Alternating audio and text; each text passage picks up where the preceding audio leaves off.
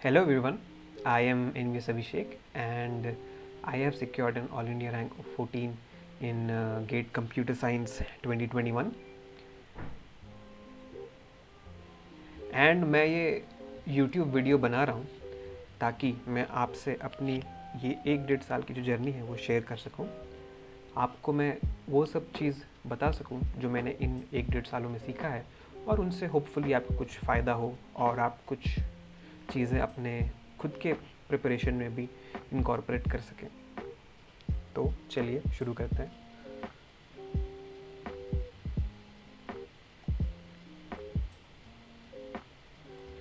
तो I assume कि ये वीडियो जो भी देख रहा है उसमें से मोस्ट ऑफ द पीपल आप ये ऑलरेडी मन मन बना चुके हैं अपना कि आपको गेट करना ही है, बट ऐसे कुछ लोग होंगे जो स्टिल अब तक डिसाइड नहीं किया है कि उनको करना क्या है। अभी स्टिल सेकेंड ईयर में है, थर्ड ईयर में है और अभी तक डिसाइड कर नहीं पा रहे हैं कि उन्हें क्या करना चाहिए। तो ये स्लाइड उनके लिए है। तो मैं आपको ये बताना चाहता हूँ कि अगर आप गेट कंप्यूटर साइंस देते हैं तो और आपके अच्छे नंबर आते हैं तो आपके लिए क्या क्या अपॉर्चुनिटीज़ खुल सकती हैं। तो सबसे पहला तो है कि आप इंडिया के बेस्ट इंस्टीट्यूट से एमटेक, एमएस या फिर पीएचडी कर सकते हैं। इंस्टीट्यूट्स लाइक आईआईएससी या फिर old IITs like IIT Bombay, Kharagpur, Delhi, Kanpur, Madras वगैरह। तो आप इन सब टॉप कॉलेजेस में से अपना मास्टर्स या फिर पीएचडी कर सकते हैं। तो अगर आपको कोई स्पेसिफिक एरिया में रिसर्च करना है और जैसे मशीन लर्निंग हो गया, डीप लर्निंग हो गया, क्रिप्टो हो गया आपको इन सब चीज़ों में अगर रिसर्च करनी है और इंडिया में करनी है तो इन सब इंस्टीट्यूट से बेटर जगह और कोई है नहीं। ठीक है, तो आप गेट कंप्यूटर साइंस दे के उन सब इंस्टीट्यूट्स में एडमिशन ले सकते हैं। तो पहला हो गया ये। उसके बाद आता है अगर आपको रिसर्च में अभी आप अगर उतने श्योर है नहीं और आपके खुद के अभी बैचलर्स के कॉलेज में अगर आपके प्लेसमेंट्स उतने अच्छे आते नहीं हैं तो आप वही सब कॉलेजेस ज्वाइन करके एक बहुत अच्छा पैकेज मिल सकता है आपको। ठीक है, प्लेसमेंट्स बहुत अच्छे होते हैं। तो आप ऐसा भी कर सकते हैं कि आप गेट में अच्छा कर लीजिए और वहाँ जाके देखिए अगर आपको रिसर्च पसंद आता है कि नहीं। अगर पसंद आता है तो आप उसके बाद आप पीएचडी कर लेना, क्योंकि अगर आप उन सब कॉलेजेस से मास्टर्स कर रहे हैं तो आप उन्हीं कॉलेजेस के प्रोफेसर से अच्छे अच्छे रिकमेंडेशन लेटर्स मिल जाएंगे आपको और आपको पीएचडी करने में बहुत आसानी होगी। और आपको पीएचडी नहीं करना है तो उन्हीं कॉलेजेस में से कोई अच्छा प्लेसमेंट लेके आप निकल सकते हैं। कॉर्पोरेट वर्ल्ड में कोई अच्छा पैकेज से आप काम कर सकते हैं। ठीक है, तो उसके बाद आता है अगर आपको मास्टर्स पर्टिकुलरली नहीं करना है तो आप वेरियस पब्लिक सेक्टर यूनिट्स वाले जॉब भी अप्लाई कर सकते हैं। वहाँ पे बोलते हैं कि वहाँ पे पीस ऑफ माइंड रहता है, आपको थोड़ा सा कम प्रेशर रहता है और सैलरी भी अच्छी रहती है और बाकी गवर्नमेंट के वेरियस बेनिफिट्स भी रहते हैं। तो गेट में अच्छा करने के बाद आप कोई भी पीएसयू भी ज्वाइन कर सकते हैं अगर आपको उसमें इंटरेस्ट है तो। ठीक है, तो ये तीसरा हो गया। अब चौथे पे आते हैं एलुमनाई नेटवर्क। ठीक है, तो मैं एज्यूम करता हूँ अगर आप ये वीडियो देख रहे हैं तो आप किसी टायर 3 कॉलेज या फिर टायर 2 कॉलेज से हैं और आप जब ऐसे किसी कॉलेजेस से जाके अपना मास्टर्स करेंगे लाइक आईआईएससी या फिर आईआईटी से आप अगर जाके मास्टर्स करते हैं आपको एक बहुत अच्छा एलुमनाई नेटवर्क मिलता है। आप जिस कॉलेज से आपने मास्टर्स किया है उसी कॉलेज से ऐसे कितने सारे ही लोग होंगे जो वेरियस बहुत अच्छे फील्ड में अभी काम कर रहे हैं। जैसे बहुत सारे जन शायद आईएएस हों या फिर बहुत सारे जन मे बी कोई बहुत अच्छे स्टार्टअप के सीईओ वगैरह हों। ठीक है, तो जब भी आप इन सब कॉलेज से पास आउट होते हैं तो आप वैसे लोगों से बहुत आसानी से आपको कांटेक्ट हो सकता है। You will be able to reach out to them very easily. ठीक है, अगर आप उसी कॉलेज से नहीं होते तो आपको वो बिल्कुल भी रीचेबल नहीं होते और उनका हेल्प आपको कभी भी नहीं मिल पाता। ओके, चलिए आते हैं नेक्स्ट स्लाइड पे। तो अभी आते हैं मेन मुद्दे पे कि मैंने कौन सी स्ट्रैटेजी फॉलो की गेट 2021 के।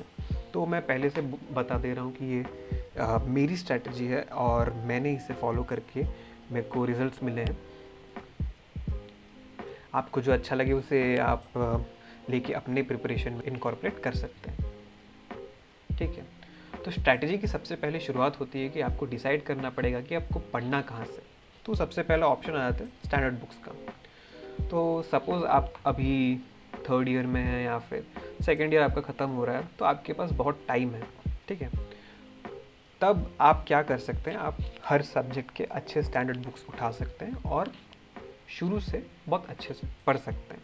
तो उसमें क्या होता है कि एज़ आप बहुत अर्ली स्टार्ट कर रहे हैं तो आपके कॉलेज के एग्ज़ाम्स में भी हेल्प हो जाता है, और एज आप स्टैंडर्ड बुक से पढ़ रहे हैं तो आपके वो सब्जेक्ट्स जो हैं बहुत अच्छे से अपने कर लेते हैं।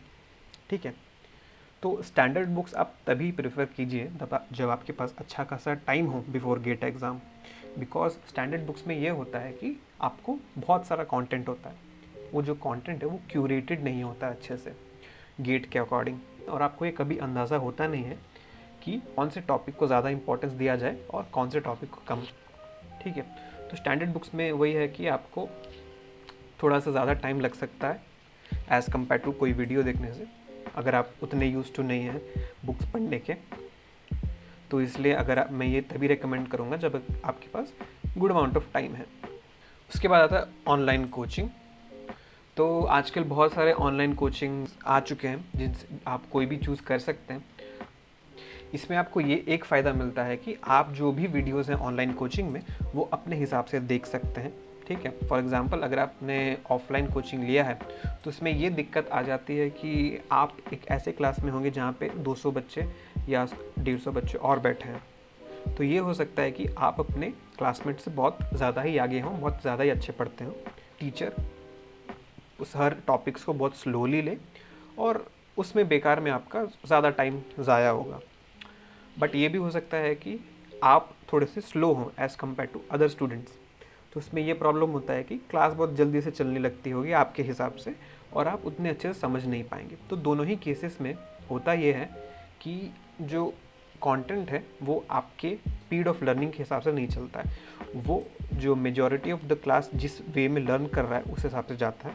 ठीक है, तो जब आप ऑनलाइन करते हैं तो आप वीडियो को अपने हिसाब से देख सकते हैं, आपको जो भी कॉन्सेप्ट समझ नहीं आया उसको बार बार 1000 बार देख सकते हैं, और जो आपको अच्छे समझ में आ गया वो जल्दी आप ख़त्म करके आगे बढ़ सकते हैं। तो वो एक फ़ायदा होता है online coaching over offline coaching. And as ये कोरोना के वजह से भी बहुत सारे ऑफलाइन कोचिंग ने अपने जो कंटेंट है ऑनलाइन आना शुरू कर चुके हैं।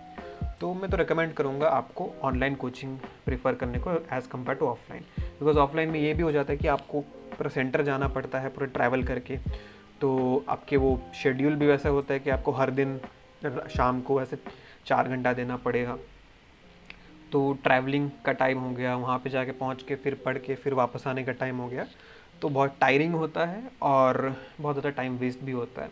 तो इससे अच्छा है I would recommend you to go for online coaching as compare to offline coaching. जब आपने डिसाइड कर लिया कि आपको कौन सा ऑनलाइन कोचिंग से पढ़ना है या फिर कौन से स्टैंडर्ड बुक्स फॉलो करने हैं, तो उसके बाद आता है कि आप पढ़ेंगे कैसे उनको, आप अपना शेड्यूल बनाएंगे कैसे। ठीक है, तो सबसे पहले जो स्टेप आता है वो होता है कॉन्सेप्ट्स अच्छे से पढ़ने का। ठीक है, तो study concepts as well as you can, question everything. तो जब आप पढ़ रहे होते हैं कुछ भी, तो आप उस चीज़ को इतने अच्छे से पढ़िए कि आपको उसे दोबारा आके फिर से समझने की ज़रूरत ना पड़े।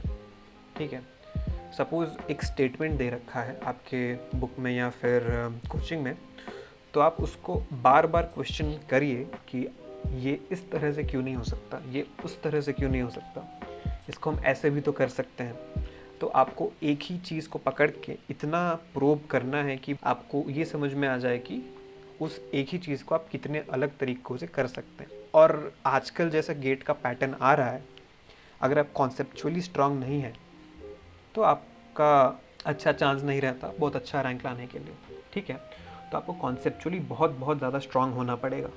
तो उसके लिए क्वेश्चन एवरीथिंग, आप जो भी पढ़ रहे हैं हमेशा ही क्वेश्चन कीजिए कि मैं इसको ऐसे क्यों नहीं कर सकता, ये क्यों हो रहा है ऐसे, क्यों। तो बार बार वो जो वाई वाला क्वेश्चन है वो आप करते रहिए, वो आपका एक बेस बनाता है। जैसे बिल्डिंग के वेरियस फ्लोर्स होते हैं ना, तो ग्राउंड फ्लोर हो गया ये कॉन्सेप्ट्स पढ़ना। अगर ग्राउंड फ्लोर ही आपने अच्छे से नहीं बनाया तो ऊपर वाले फ्लोर तो गिरने वाले हैं ही। तो कॉन्सेप्ट को अच्छे से पढ़िए। उसके बाद आता है next step previous year question के।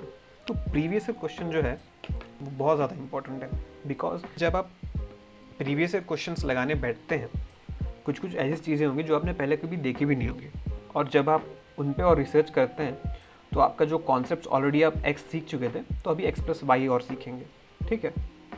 तो प्रीवियस क्वेश्चन से आप नए कॉन्सेप्ट भी सीखते हैं, प्रैक्टिस भी होता है आपका, और आपको ये भी पता चल जाता है कि गेट में किस टाइप के क्वेश्चंस पूछे जाते हैं। और ये प्रीवियस ईयर क्वेश्चंस आपको प्रैक्टिस करने के लिए GATE Overflow is the best site, ठीक है।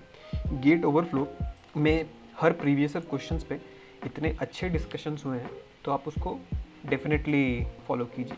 मैंने लास्ट ईयर पूरे गेट ओवरफ्लो PDF को ख़त्म किया था for each and every subject. So आपको तो मैं श्योरली रिकमेंड करूँगा कि आप एटलीस्ट 1 या 2 बार तो लगा ही लीजिए, इससे ज़्यादा भी लगा सकते हैं, आपका ही फ़ायदा है। ओके, तो आपने कॉन्सेप्ट्स पढ़ लिए, उसके बाद प्रीवियस ईयर क्वेश्चंस भी लगा लिए, तो उसके बाद आते हैं आपको टॉपिक टेस्ट और सब्जेक्ट टेस्ट, ठीक है। तो जब भी आपने कोई टॉपिक कंप्लीट किया है या फिर सब्जेक्ट कंप्लीट किया है, तो आपको तभी पता चलेगा कि आपने उस सब्जेक्ट या टॉपिक को अच्छे से किया है जब आप उसको टेस्ट देंगे, ठीक है ना।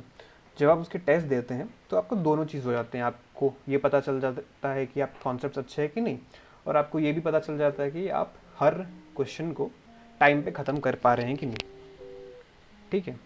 तो टॉपिक टेस्ट सब्जेक्ट टेस्ट देने का वो फ़ायदा होता है, ठीक है। तो जब भी आप एक सब्जेक्ट पढ़ते हैं, उसके क्वेश्चंस लगाते हैं और कुछ भी टॉपिक टेस्ट वगैरह देते हैं, उसके बाद उस सब्जेक्ट को पूरी तरह से छोड़ना नहीं है, ठीक है। तो ऐसा होता है कि जब आप एक सब्जेक्ट पढ़ लिए, फिर 1 महीना कुछ नहीं पढ़ा उस बारे में, तो आप पूरा ही भूल जाते हैं उसको, आपको कुछ भी याद नहीं रहेगा। Because for you to be able to remember everything, you have to revise.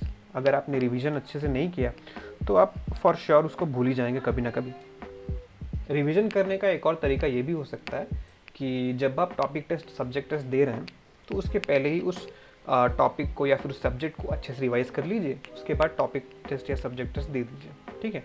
उससे क्या होगा, आपकी रिवीजन भी हो जाएगी और आपको ये भी अंदाज़ा हो जाएगा कि पूरा अच्छे से पढ़ने के बाद आपके कितने नंबर आ रहे हैं, और आपको उसके बाद भी और कितना पढ़ना पड़ेगा, ठीक है।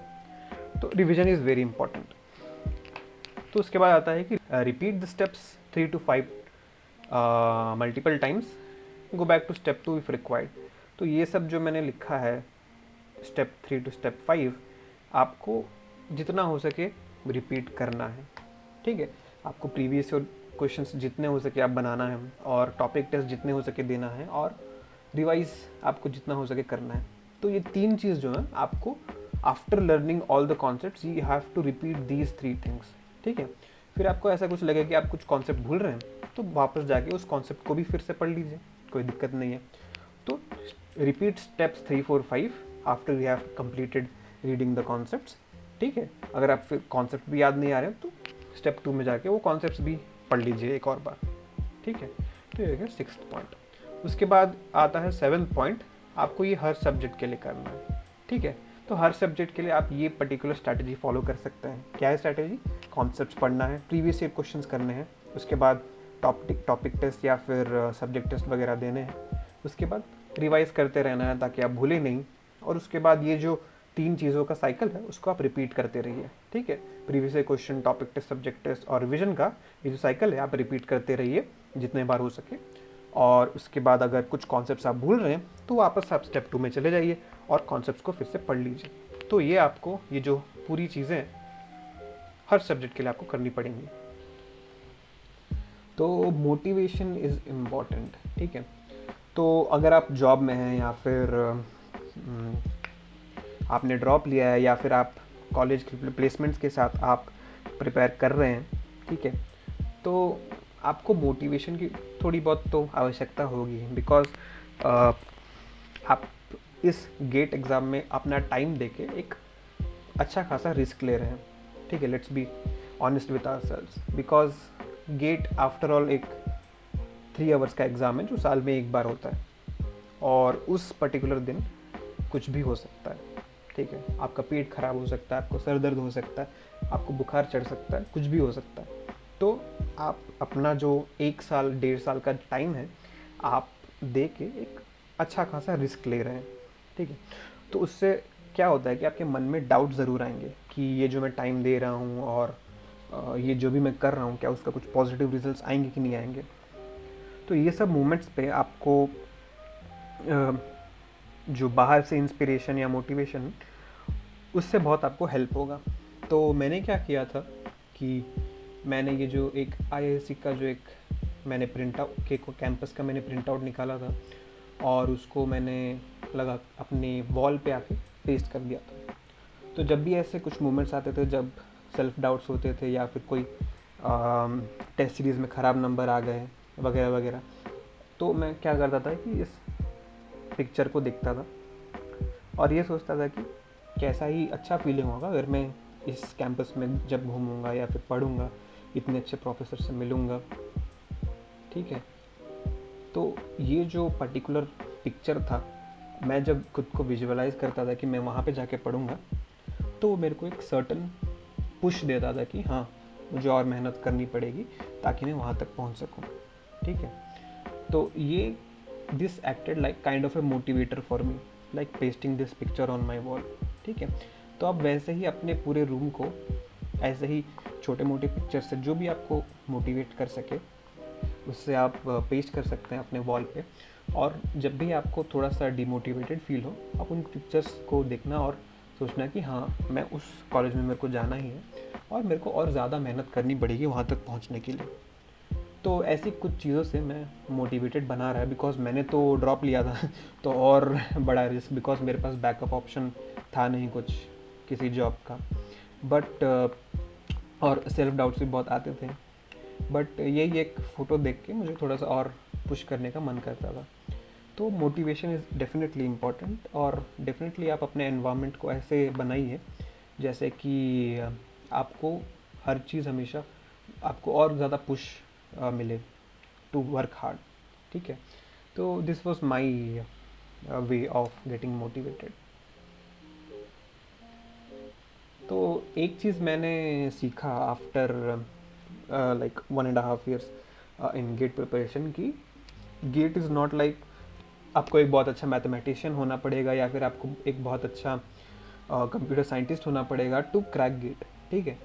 अगर आप एवरेज भी हैं तो आप गेट को क्रैक कर सकते हैं, because after all you need to do is put consistent efforts, ठीक है। आपको कंसिस्टेंटली एफर्ट पुट करना पड़ेगा एंड दैट इज़ इनफ, ठीक है। ये कोई जेई या फिर वैसा टाइप का नहीं है कि आपको पूरे 14 घंटा भी पढ़ने पड़े, वैसा भी नहीं है। आप 6 to 7 आवर्स से आपका काम हो जाएगा। It's just one word, that is consistency, ठीक है। यही वर्ड का आपको साथ नहीं छोड़ना है, दैट इज़ कंसिस्टेंसी। आपको जो भी हो जाए आपको कंसिस्टेंट रहना पड़ेगा। आपको मन भी नहीं कर रहा आज पढ़ने का, तो ट्राई करो कि आप 1 या 2 घंटा पढ़ लो, ठीक है, ताकि वो कंसिस्टेंसी मेंटेन रहे। तो चलिए, ये था मेरी स्ट्रैटेजी, मैंने आपको बताई, और मैंने अपने कुछ टिप्स दिए जो भी मैं दे सकता हूँ। अगर आपको कुछ अच्छा लगा तो आप अपने प्रिपरेशन में भी आप इनकॉर्पोरेट कीजिए और बताइए मेरे को आपको कैसे हेल्प कर रहा है, ठीक है। तो अगर आपके और भी कुछ डाउट्स हैं तो उनको कमेंट सेक्शन में आप दे दीजिए और मैं उनको डेफिनेटली आंसर करूँगा, ठीक है। तो ये था मेरा फर्स्ट वीडियो इस चैनल का, और मैं मोस्टली रेगुलर आपको अपने थॉट्स और व्यूज़ शेयर करते रहूँगा रिगार्डिंग गेट एग्ज़ाम, ठीक है। तो अगर आप चाहते हैं कि मैं कोई एक पर्टिकुलर टॉपिक कवर करूँ तो आप उसे कमेंट सेक्शन में लिख दीजिए और मैं उसको नेक्स्ट वीडियो में कवर कर लूँगा, ठीक है। फ़िलहाल तो मैंने प्लान किया है कि मैं नेक्स्ट वीडियो में अपने गेट 2020 अटेम्प्ट और गेट 2021 अटेम्प्ट को कंपेयर करने वाला हूँ, क्योंकि मैंने गेट 2 बार दिया है और मेरे गेट 2020 में उतने अच्छे नंबर आए नहीं। तो मैं इन दोनों अटेम्प्ट्स को मैं कंपेयर करूँगा ताकि आपको मैं बेटर बता सकूं कि मैंने क्या गलतियां की 2020 के अटेम्प्ट में, ठीक है। तो उससे आपको भी आइडिया मिलेगा और आप भी सीख सकेंगे कि आपको ये गलतियां नहीं करनी है अपने गेट में, ताकि आपको भी दूसरी बार देने की ज़रूरत ना पड़े। उसके अलावा अगर आपको जो भी टॉपिक या फिर जो भी डाउट्स हैं आप उसको कमेंट बॉक्स पे डालिए और मैं ट्राई करूँगा उनको हर एक कमेंट को रिप्लाई करने का, ठीक है। तो थैंक यू, अगर आपने यहाँ तक आप वीडियो देखा है तो very very thank you. Next video में मिलता है।